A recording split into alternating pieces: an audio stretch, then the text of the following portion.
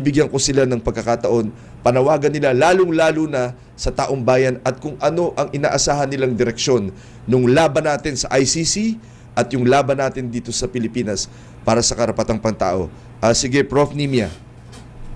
Unang-una, gusto kong bigyang diin na yung International Criminal Court development ay isang welcome development, lalong-lalo na sa bahagi ng mga pamilyang naiwan ng mga biktima ng gera laban sa droga ng previous government at sa kasalukuyang gobyerno. At sa bahagi ng ating mga mamamayan, napakahalaga na maging bukas tayo, no? Bukas tayo, wag tayong madali ang maniwala sa mga impormasyon, sa mga datos, mga balita na nakukuha natin lalong-lalo na sa social media, no? Kailangan maging mapanuri, maging mapagtanong tayo doon sa mga nagaganap na pangyayari at mga impormasyon na nakukuha natin upang hindi tayo maging biktima ng misinformation and disinformation.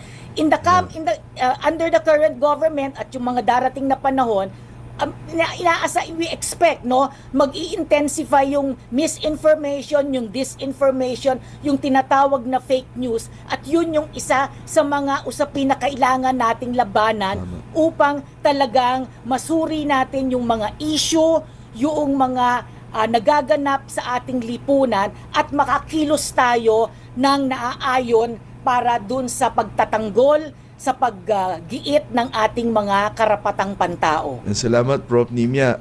Prof. Chris? Oo. Alam ninyo, yung nanlaban